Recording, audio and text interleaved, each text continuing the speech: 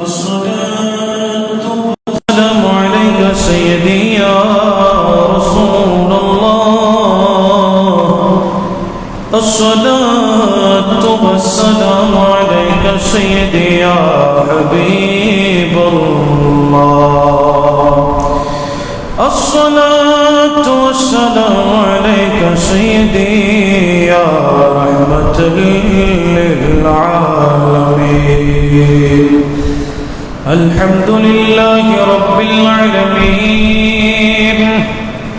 والعاقبة للمتقين والصلاة والسلام على من كان نبيا وآدم بين الماء والطين وعلى آله وأصحابه وأهل بيته وأزواجه وعلماء ملته وأولياء أمته وشهداء محبته أجمعين.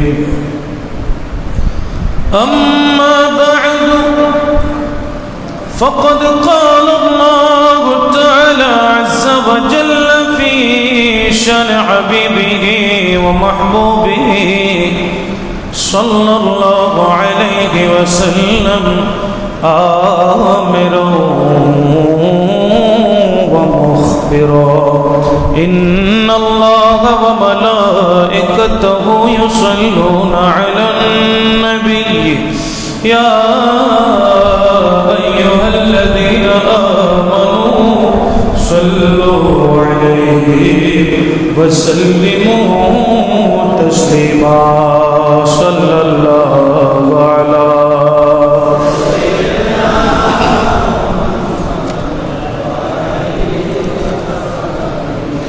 صلاة يا رسول الله عليكم سلام يا حبيب الله عليكم. صبح طيبہ میں ہوئی بجتا ہے بڑا نور کا صدقہ لینے نور کا آیا ہے تارا نور کا. صلاۃ یا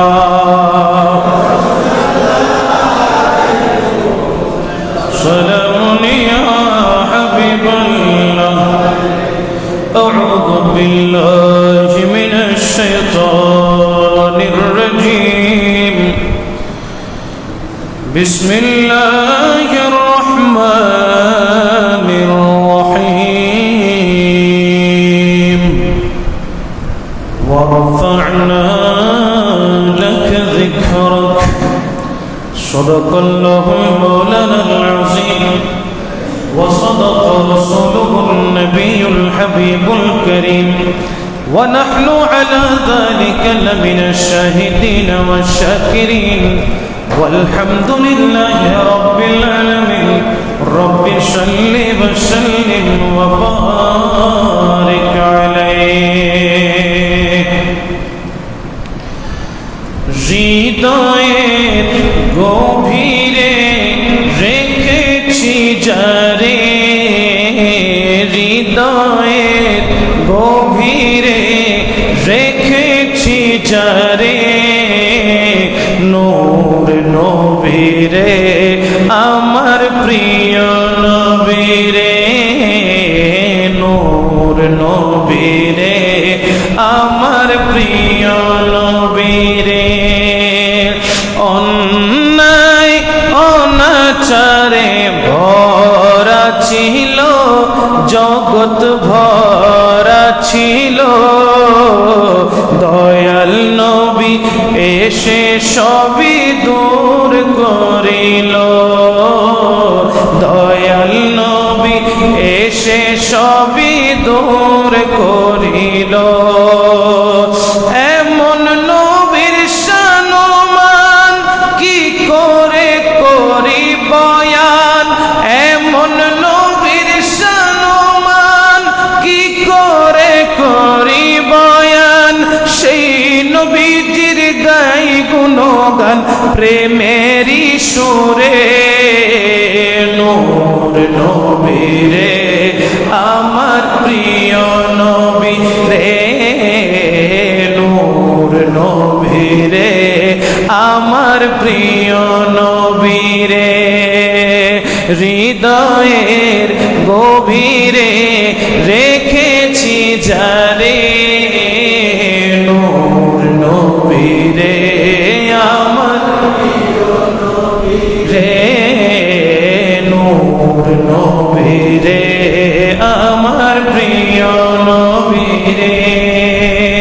দিনের স্বার্থে নবী কত আঘাত পেল উম্মতের কথা ভেবে সয়ে নিল দিনের স্বার্থে নবী কত আঘাত পেল উম্মতের কথা ভেবে সয়ে নিল সবই সয়ে নিল এমন নবীর তুলনা কারো সাথে হবে না এমন নবীর তুলনা কারো সাথে হবে না সেই নবীকে ভালোবাসি মনে প্রাণে নূর নবী রে আমার প্রিয় নবী রে নূর নবী রে আমার প্রিয় নবী হৃদয়ের গভীরে রেখেছি যারে নূর নবী রে আমার প্রিয় নবী রে নূর নবী রে আমার প্রিয় নবী রে মোহাম্মদ আওয়াজ বলে সুবহানাল্লাহ আল্লাহ ইয়া রাসূলুল্লাহ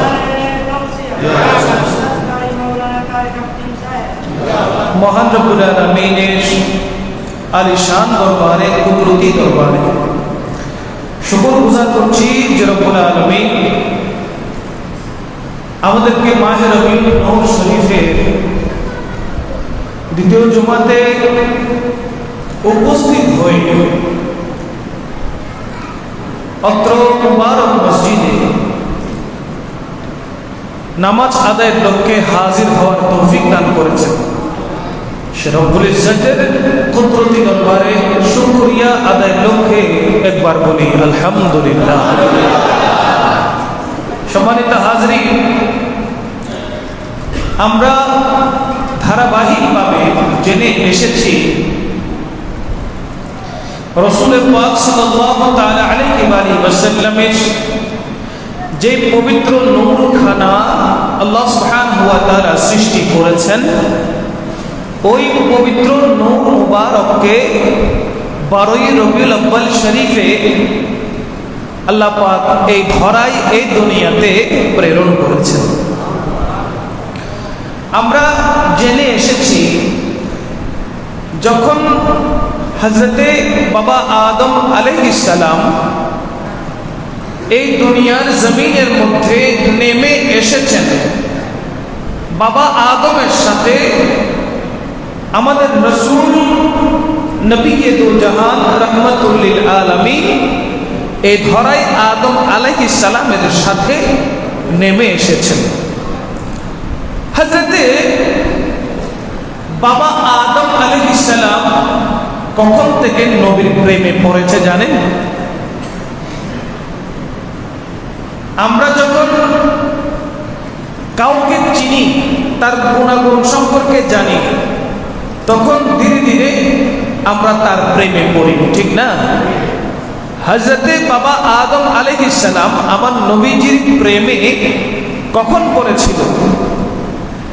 হযরতে বাবা আদম আলাইহিস সালামকে আল্লাহ সুবহানাহু ওয়া তাআলা যখন সৃষ্টি করেছেন, সৃষ্টি করার পরে যখন বাবা আদমের ভিতরে রূহ প্রবেশ করানো হলো, তখন আল্লাহ পাক রব্বুল আলামিন বাবা আদমের সাথে সমস্ত সৃষ্টির পরিচয় করিয়ে দিচ্ছেন। আদম আলাইহিস সালামকে পরিচয় করাচ্ছেন ওনার মাধ্যমে কিয়ামত পর্যন্ত কত বান্দা, কত নবী, কত রাসূল, কত ওলি, কত গৌস কুতুব দুনিয়াতে আসবে, প্রত্যেকের রূহ আদম আলাইহিস সালামের সাথে আল্লাহ পাক পরিচয় করিয়ে দিচ্ছেন। এই ঘটনাগুলো ঘটছে আলমে আরওয়াতে, রূহ জগতে। আদম আলাইহিস সালাম রাসূলুল্লাহ সাল্লাল্লাহু তাআলা আলাইহি ওয়া আলিহি ওয়াসাল্লামের প্রেমে কখন পড়ছেন? আলমে আরওয়াতে, রূহ জগতে যখন সমস্ত রূহগুলোর সাথে আদম আলাইহিস সালামের পরিচয় হচ্ছিল, তখন আদম আলাইহিস সালাতু ওয়াস সালাম হঠাৎ একটি রূহ মুবারক খুব বেশি প্রজ্বলিত হচ্ছিল, খুব বেশি জ্বলছিল। আদম আলাইহিস সালাম আল্লাহর দরবারে ফরিয়াদ করে বলে, ওকে বারিলাহি, এতগুলো রূহ মুবারক আমি দেখছি, এগুলো কারা? আল্লাহ বলতে লাগলেন, সবগুলো আপনার মাধ্যমে দুনিয়াতে যাবে। সবগুলো আপনার মাধ্যমে কোথায় যাবে? দুনিয়াতে যাবে।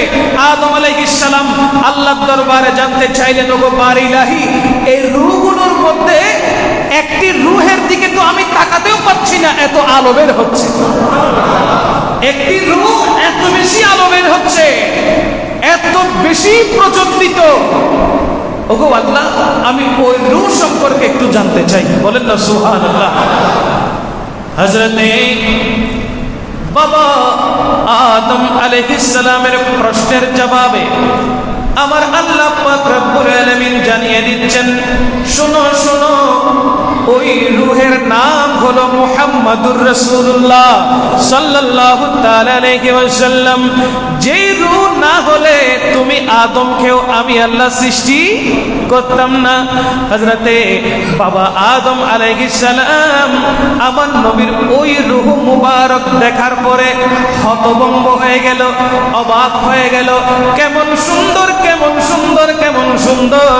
যেই সুন্দরের কোনো মেসাল হয় না, যেই সুন্দরের কোনো মতো হয় না।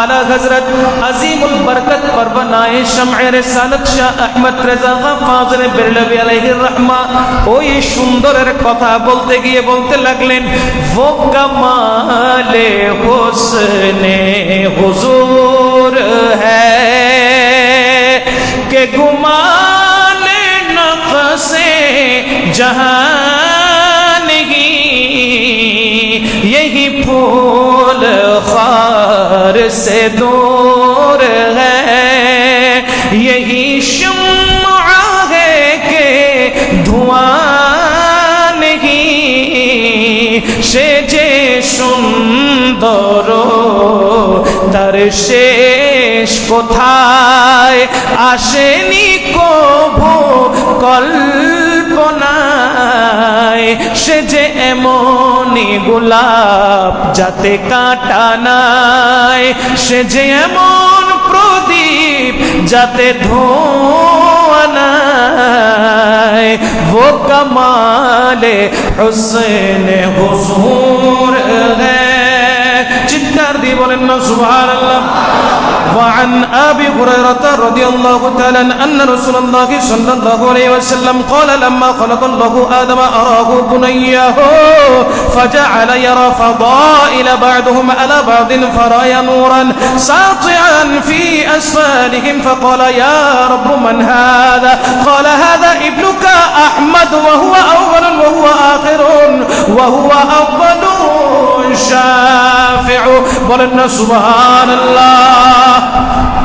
হযরতে আবু হুরায়রা রাদিয়াল্লাহু তাআলা থেকে হাদিসে মুবারকা বয়ান হয়েছে, হযরতে বাবা আদম আলাইহিস সালাম যখন আল্লাহর কাছে জানতে চাইলেন, ওগো পরওয়ারদিগারে আলম, এই রূহ সম্পর্কে আপনি আমাকে বলেন। আল্লাহ পাক রব্বুল আলামিন বলতে লাগলেন, ক্বালা হাদা ইবনুকা আহমদ। বলেন না সুবহানাল্লাহ। হাদা, এই নূরের নাম হলো আহমদ। এই নূরের নাম কি? আহমদ, যিনি আপনার মাধ্যমে দুনিয়াতে যাবে। ওয়া হুয়া আউয়ালুন, তিনি প্রথম, আমি আল্লাহ তাকে প্রথম সৃষ্টি করেছি। আর একটু জোরে, প্রথম সৃষ্টি করেছি। ওয়া হুয়া আখিরু, হলেন সর্বশেষ নবী, ওয়া হুয়া আউয়ালুশ শাফি', এবং তিনি কাল হাশরের ময়দানে সর্বপ্রথম শাফাআতকারী। আমার নবী সর্বপ্রথম শাফাআতকারী, বলেন না সুবহানাল্লাহ। হযরতে বাবা আদম আলাইহিস সালামের পুষ্ট মুবারকে রাসূল পাকের নূর মুবারকটা ফিট করে দিলেন। এবার যেই ফেরেশতাগুলো এদিক সেদিক ঘোরাঘুরি করতেছিল, সমস্ত ফেরেশতা বাবা আদমের পিছনে লাইন ধরেছে। বাবা আদমের পিছনে লাইন ধরেছে। বাবা আদম ওই ফেরেশতাদেরকে অনুভব করতেছে, তারা পেছনে আছে, সামনে নাই। আল্লাহর দরবারে ফরিয়াদ করলেন, বারি ইলাহি, ফেরেশতাগুলোকে আমি আদম তো দেখছি না। আমার আল্লাহ জানিয়ে দিল, আরে ওই ফেরেশতারা নবী মুহাম্মদুর রাসূলুল্লাহর জিয়ারত করছে। আল্লাহ পাক রব্বুল আলামিন এমন কথা বলে দেরি, হযরতে বাবা আদম আবার ফরিয়াদ করা শুরু করে দিলেন, ওগো আল্লাহ, যেই ফেরেশতারা যে মুহাম্মদ আরবি সাল্লাল্লাহু আলাইহি ওয়াসাল্লামের নূরের জিয়ারত করছে, আমি আদম আমার ওই নবী রাহমাতুল লিল আলামিনের জিয়ারত করতে চাই, আমি একটু দেখতে চাই। এবার আল্লাহ পাক রব্বুল আলামিন আদম আলাইহিস সালামের পুষ্ট মুবারক থেকে নূরটা কপালে নিয়ে আসলেন। কোথায়? কপালে আসলে নিজের এই চোখ দিয়ে নিজের কপাল কি দেখা যাবে? বলেন না। কপাল তো দূরের কথা, চোখের মনির থেকে কাছে হচ্ছে চোখের পাপড়ি, ঠিক না? চোখের পাপড়ি কি দেখা সম্ভব? চোখ খোলা অবস্থায় নিজের চোখের পাপড়ি দেখা সম্ভব? এই জন্য অনেক কাছের জিনিস কাছে থাকলে আমরা পাত্তা দেই না, ঠিক না? কাছের জিনিস কাছে থাকলে আমরা অনেক সময় দেখিও না, ঠিক না? কিন্তু অথচ তিনি আপনার অনেক কাছের, এরকম আছে না নেই?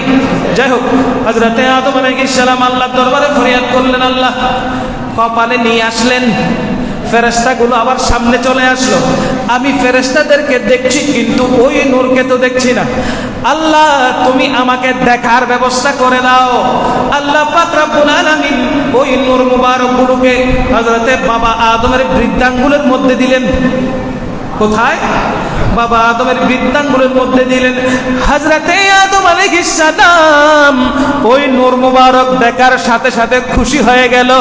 আল্লাহর দরবারে শুকরিয়া আদায় করতে গিয়ে, ওই নূর মুবারকের প্রতি মুহাব্বত এজাহার করতে গিয়ে ওই আঙ্গুলগুলোকে নূর মুবারককে ঠোঁটের মধ্যে লাগালেন এবং চোখের মধ্যে মালিশ করে দিলেন।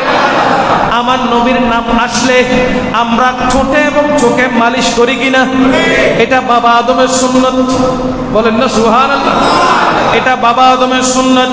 হযরতে আদম আলাইহিস সালাম নবীর মুহাব্বত এজাহার করলেন, প্রকাশ করলেন। আদম আলাইহিস সালামকে আল্লাহ পাক দুনিয়াতে পাঠালেন কেন? যেহেতু আল্লাহ পাক রব্বুল আলামিন বলেছেন, বিসমিল্লাহির রহমানির রহিম, ইন্নী জাইলুন ফিল আরদি খলিফা। সুবহানাল্লাহ। আল্লাহ পাক রব্বুল আলামিন এই দুনিয়াতে খলিফা পাঠাচ্ছেন প্রথম বাবা আদমকে। আল্লাহর পক্ষ থেকে খলিফা হয়ে যিনি আসতেছেন ওনার নাম কি? হযরতে আদম আলাইহিস সালাম। আচ্ছা, আদম আলাইহিস সালামকে আল্লাহ দুনিয়ায় প্রেরণ করলেন, পাঠালেন। বাবা আদমের নাম আদম কেন হলো? আদম আলাইহিস সালামকে আগে না পাঠাইয়া ঈসা আলাইহিস সালামকে পাঠাতে পারতেন কিনা? আওয়াজ নাই। মুসা আলাইহিস সালামকে, নূহ আলাইহিস সালামকে, শীস আলাইহিস সালামকে 1,24,000 পয়গম্বর থেকে বাছাই করে যাচাই করে আদম আলাইহিস সালামকে দুনিয়াতে পাঠানোর কারণ কি? আবার অন্যদিকে আমার নবী বলতে লাগলেন, আমি আদম আলাইহিস সালামের সাথে দুনিয়ায় নেমে এসেছি। সুবহান। আদম আলাইহিস সালামের নাম আদম কেন হলো? ঈসা কেন হলো না? নূহ কেন হলো না? দাউদ কেন হলো না? আদম কেন হলো? আদম লিখতে 3টা অক্ষর লাগে, আলিফ দাল মিম। আলিফ দাল মিম। আবার যদি বাংলাতে লেখা হয় তাহলে লিখবেন কি? স্বরে আ দ ম, আদম, ঠিক না? কেন রাখা হলো? বলে আদমের আলিফ মানে হলো আল্লাহ। সুবহানাল্লাহ। আলিফ মানে শেষ অক্ষর হলো মিম। শেষ অক্ষর কি? মিম মানে মুহাম্মদ সাল্লাল্লাহু আলাইহি ওয়াসাল্লাম। আলিফও গেল, মিমও গেল, মাঝখানে আছে কি? দাল অথবা দ। দাল মানে দুনিয়া, দ মানে দুনিয়া। কি বুঝলেন? আমার রাসূল বলতে লাগলেন, ক্বালান নবী সাল্লাল্লাহু আলাইহি ওয়াসাল্লাম, ইন্নী উহিবতু ইলাল আরদি মা আদম। সুবহানাল্লাহ। আমার নবী বলতে লাগলেন, আদম আলাইহিস সালামের সাথে আমি রাসূল দুনিয়ায় নেমে এসেছি। তার মানে বুঝে নেন, আলিফ মানে আল্লাহ, দাল মানে দুনিয়া, মিম মানে মুহাম্মদ সাল্লাল্লাহু আলাইহি ওয়াসাল্লাম। আদম আলাইহিস সালামের মাধ্যমে আল্লাহর পক্ষ থেকে আল্লাহর ওই নূর মুহাম্মদ সাল্লাল্লাহু আলাইহি ওয়াসাল্লাম দুনিয়ার মধ্যে তাশরীফ নিয়ে এসেছে। এজন্য আদমের নাম আদম হয়েছে। এখানে মুস্তাফার শান আছে না নাই? এজন্য আমার আল্লাহ বলে দিয়েছেন, বিসমিল্লাহির রহমানির রহিম, ওয়া রাফা'না লাকা যিকরাক। এত আস্তে বললে তো হবে না। ওয়া রাফা'না বুলন্দ করেছে কে? বাড়িয়েছে কে? আমার নবীর মর্যাদা বাড়িয়েছে কে? আল্লাহ। লাকা যিকরাক, লাকা ওগো নবী, আপনার জিকিরকে সমুন্নত করা হয়েছে, বুলন্দ করা হয়েছে। খুদা কি আজমতে ক্যা হ্যায় মুহাম্মদ মুস্তাফা জানে, খুদা কি আজমতে ক্যা হ্যায় মুহাম্মদ মুস্তাফা জানে, मुहम्मद मुस्तफा जाने और मकामे मुस्तफा क्या है। सुभान अल्लाह। और मकामे मुस्तफा क्या है मुहम्मद का खुदा जाने। ठीक ना? আমার মুস্তাফার শান, আমার মুস্তাফার আজমত, আমার রাসূলের শান ও আজমত কতটুকু আল্লাহ বুলন্দ করেছে একমাত্র আল্লাহ জানে। কে জানে? কে জানে? হযরতে বাবা আদম আলাইহিস সালামকে আল্লাহ পাক রব্বুল আলামিন দুনিয়ায় পাঠিয়ে দিলেন। কোথায় পাঠালেন? আদম আলাইহিস সালামের শরীয়ত ভিন্ন রকম ছিল। এক এক নবীর শরীয়ত এক এক রকম করেছিল। এই জন্যই তো Islam is the complete code of life. একমাত্র দিন ইসলাম, আমার নবীর শরীয়ত সব চাইতে উত্তম শরীয়ত। সুবহানাল্লাহ। যেখানে সব কিছুর সমন্বয় রয়েছে, এমন কোন জীবন পরিচালনার মধ্যে বাদ পড়ে নাই যা ইসলামী শরীয়তের মধ্যে নাই। ঠিক কি না? বাবা আদম আলাইহিস সালাম এবং মা হাওয়া আলাইহাস সালাম উভয়ের মাধ্যমে প্রতি বছর জোড়ায় জোড়ায় সন্তান হতো। কি হতো? জোড়ায় জোড়ায় সন্তান আসতো দুনিয়াতে। প্রথম জোড়ায় একটা পুরুষ একটা নারী, ছেলে মেয়ে। দ্বিতীয় জোড়ায় আবার ছেলে মেয়ে। প্রথম জোড়ায় যারা আসতো তারা একে অপরের ভাই বোন, একে অপরের ভাই বোন। দ্বিতীয় জোড়ার সাথে প্রথম জোড়ার বিয়ে হতো। এটাই ছিল শরীয়ত। এটাই ছিল কি? শরীয়ত। মোট আদম আলাইহিস সালাতু ওয়াস সালাম থেকে 20 জোড়া সন্তান আল্লাহ পাক দুনিয়াতে পাঠিয়েছেন। কয় জোড়া? 20 জোড়ার মধ্যে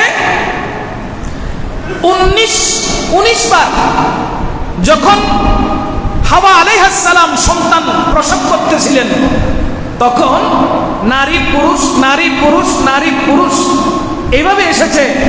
যখন হযরতে শীশ আলাইহিস সালামকে মা হাওয়া আলাইহিস সালাম জন্মগ্রহণ করাচ্ছিলেন, জন্ম নিচ্ছিলেন, তখন শীশ আলাইহিস সালাম একাই এসেছিলেন।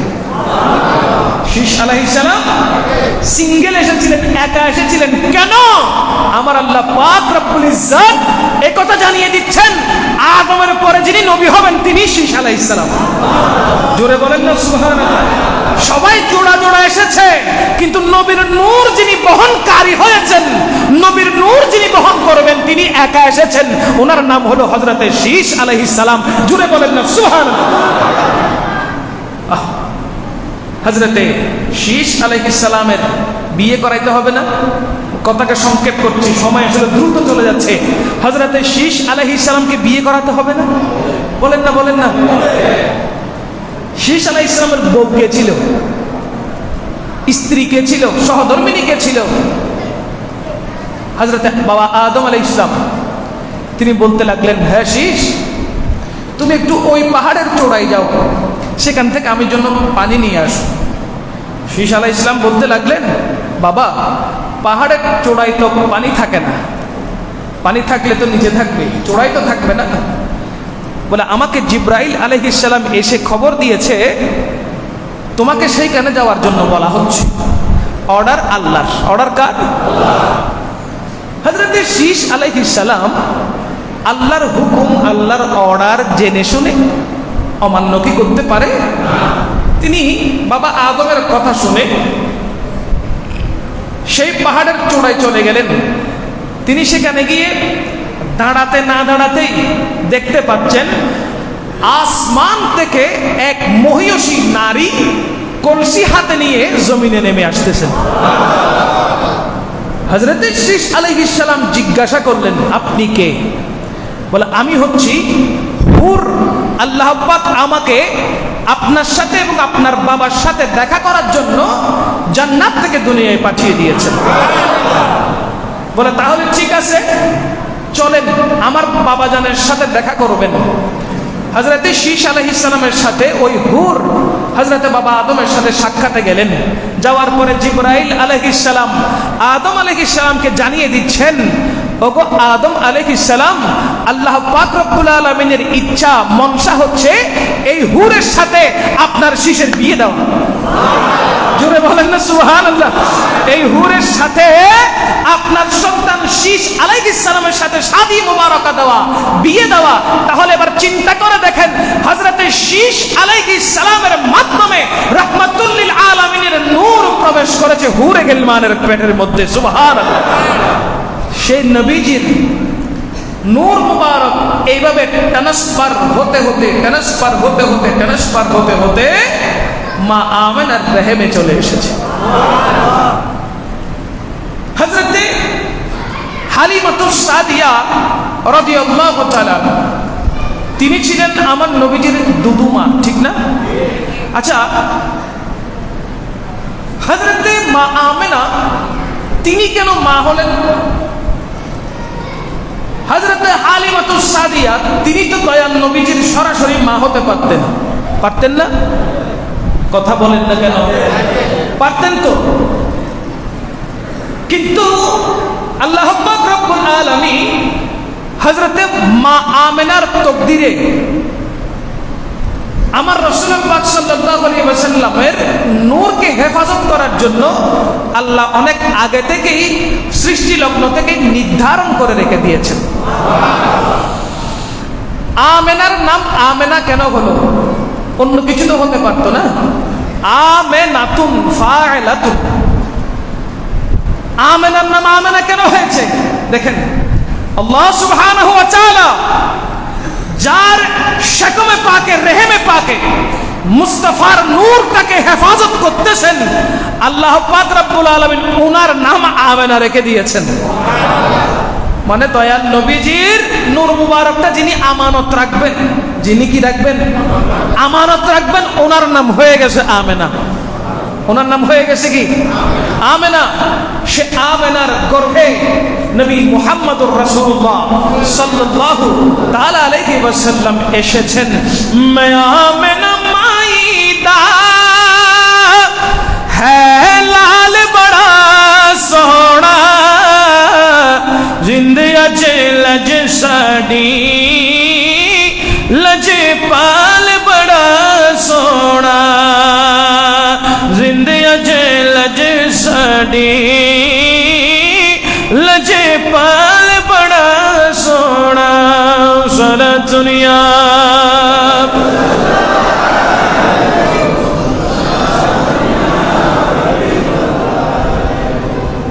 আমার রাসূল পাক সাল্লাল্লাহু আলাইহি ওয়াসাল্লামের আব্বা জানের শাদী মুবারক ঘটনা আছে না নাই?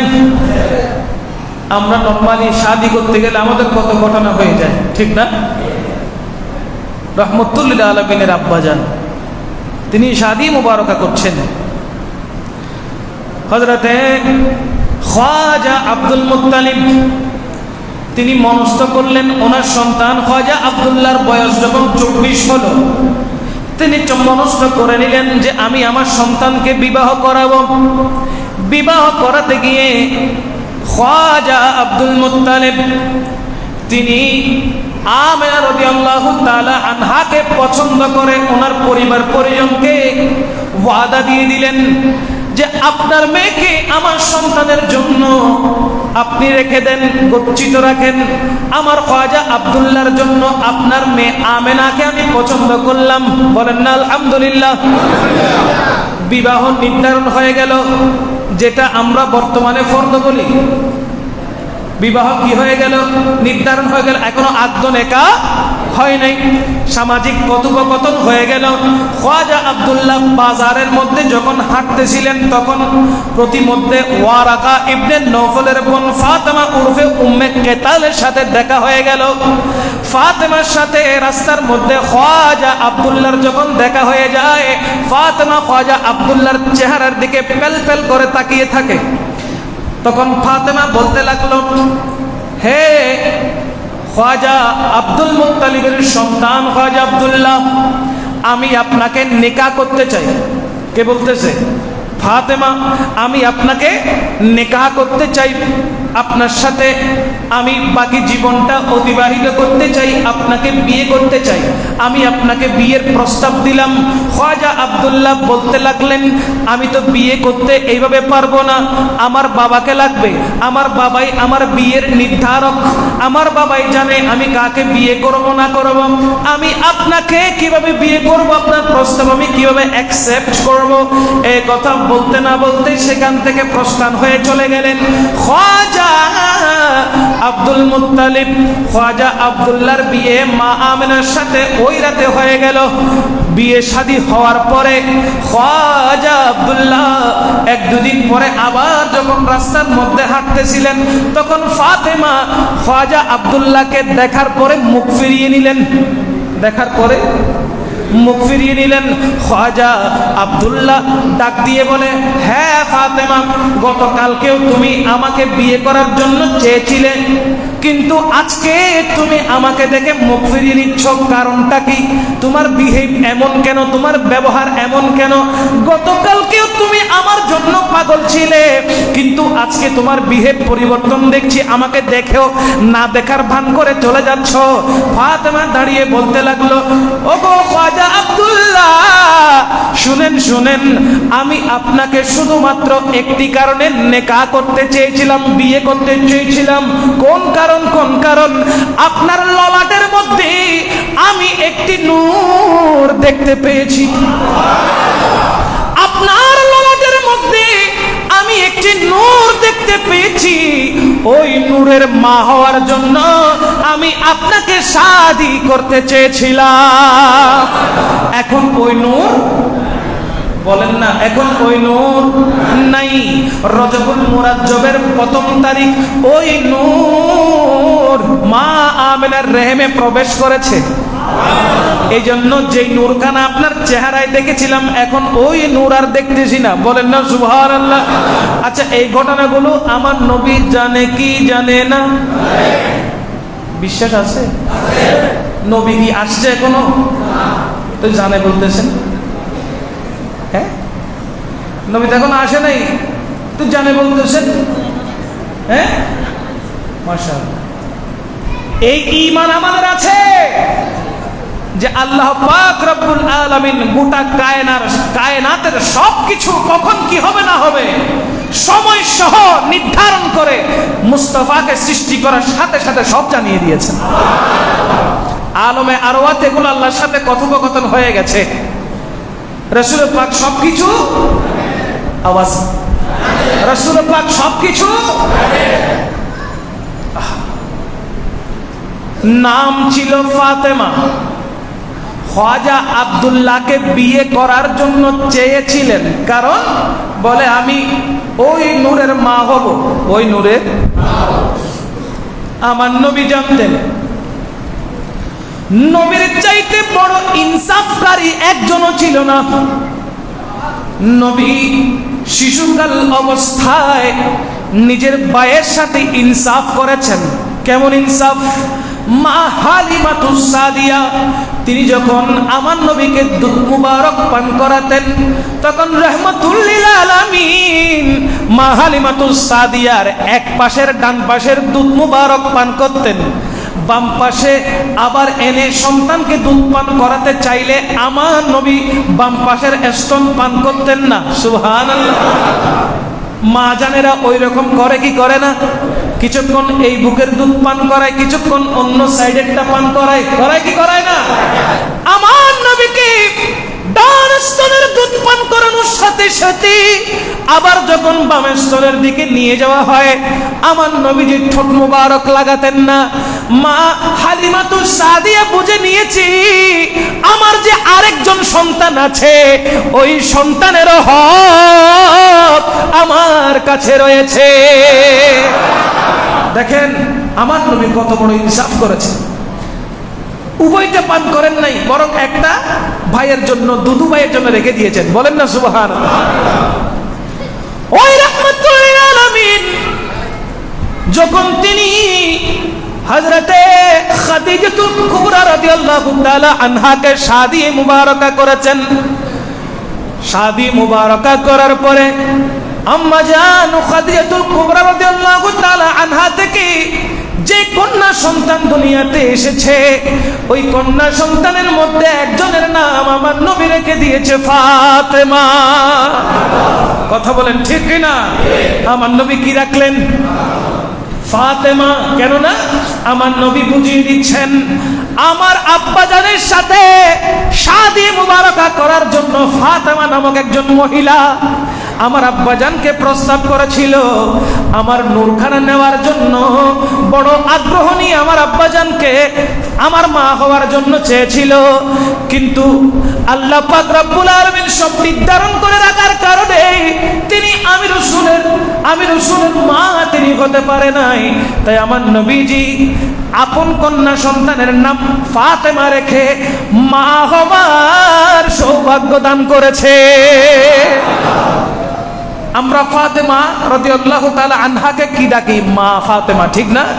আমার রাসূল সাল্লাল্লাহু আলাইহি ওয়াসাল্লাম ফাতেমা রাদিয়াল্লাহু তাআলা আনহাকে মা ফাতেমা বলে সম্বোধন করতেন। দেখেন রাসূল পাক সাল্লাল্লাহু আলাইহি ওয়াসাল্লাম কেমন ভাবে কত চমৎকার করে ইনসাফ করে দিচ্ছেন।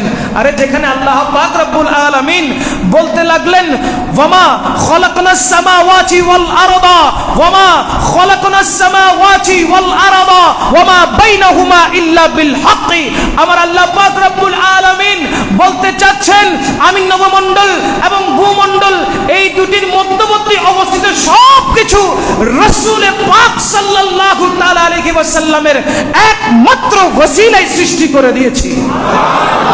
একমাত্র আমার নবীর ওসিলায়, রাসূল পাক সাল্লাল্লাহু আলাইহি ওয়াসাল্লামের ওসিলায় নবমণ্ডল এবং ভূমণ্ডলের দুটির মধ্যবর্তী স্থানে যা কিছু আছে মুস্তাফার কারণে আমার আল্লাহ সৃষ্টি করেছেন।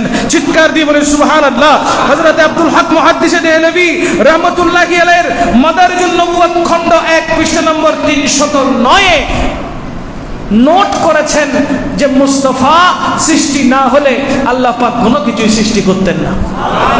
জোরে বলেন না সুবহানাল্লাহ। সেই নবীজি না হলে তো আমরা কোনো কিছুই পেতাম না। পেতাম? রহমতুল লিল আলামিন যদি না হতো আমরা কোনো কিছু পেতাম না। বরঞ্চ সেই নবী দো জাহান কমনিওয়ালা নবী হুজুর পাক সাল্লাল্লাহু আলাইহি ওয়াসাল্লামের বদৌলতে আমরা আল্লাহ পাক রব্বুল আলামিনের পরিচয় পেয়েছি, গোটা কায়নাতের পরিচয় পেয়েছি। সমস্ত যা যা আল্লাহ পাক রব্বুল ইজ্জত সৃষ্টি করেছেন সমস্ত কিছুর পরিচয় রহমতুল লিল আলামিনের নবুয়তের জবানের মাধ্যমে আমরা পেয়েছি, ঠিক কিনা? সুতরাং কমলিওয়ালা নবী, रहमतुल लिल आलमीन नबी, दो जहानेर बादशाह नबी, মা আমেনার গর্ব থেকে যখন দুনিয়াতে তশরিফ নিয়ে আসতেছেন, সর্বপ্রথম আমার রাসূল পাক সাল্লাল্লাহু আলাইহি ওয়াসাল্লাম নিজের ডান পা মুবারক জমিনে রাখলেন। দুনিয়াতে আসার সময় রাসূল পাক জান্নাতি পোশাক পরিধান করেছেন। দুনিয়াতে আসার সময় রাসূল পাক সাল্লাল্লাহু আলাইহি ওয়াসাল্লাম সর্বপ্রথম উচ্চারণ করেছেন লা ইলাহা ইল্লাল্লাহু ওয়া ইন্নী মুহাম্মাদুর রাসূলুল্লাহ সাল্লাল্লাহু আলাইহি ওয়াসাল্লাম।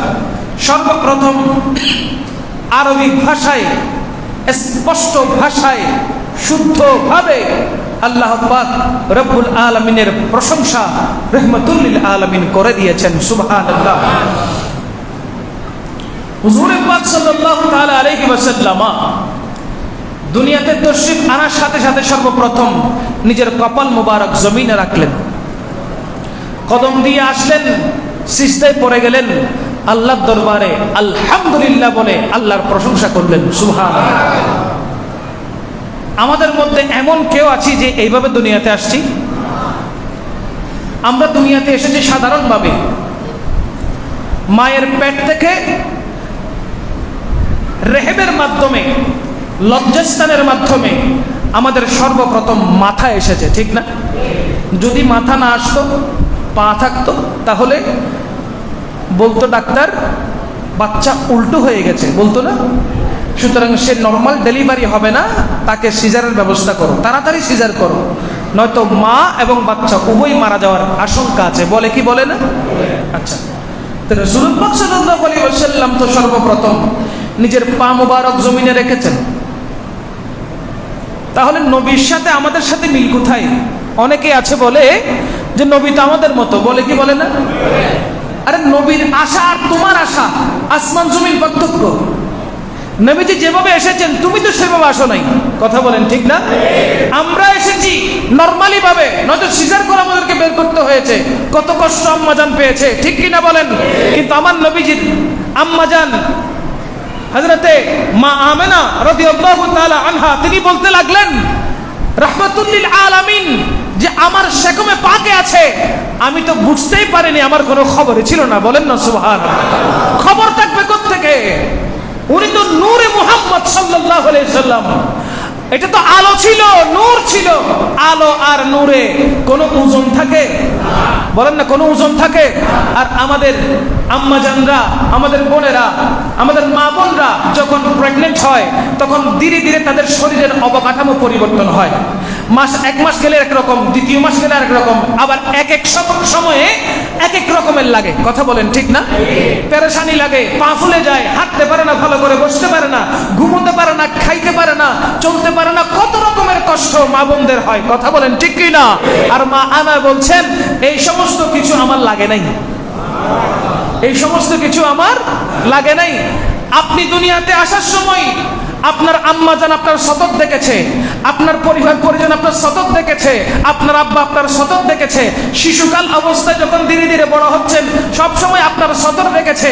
অথচ আমার নবী রহমতে দো আলম নূরে মুজাসসাম হযরতে মুহাম্মদুর রাসূলুল্লাহ সাল্লাল্লাহু আলাইহি ওয়াসাল্লাম ইরশাদ মুবারাকা করছেন, ক্বালা নবী সাল্লাল্লাহু আলাইহি ওয়াসাল্লাম লাম ইয়ারা আহাদুম মিন সাওইহি। আমার নবী বলতে লাগলেন জন্মকালেও কেউ আমার সতত দেখে নাই। আমি যখন জন্ম নিচ্ছিলাম তখনও আমার সতর কেউ। তুমি আর নবী সমান কেমনে হইলা? নবীজি এসেছেন জান্নাতি পোশাক পরে।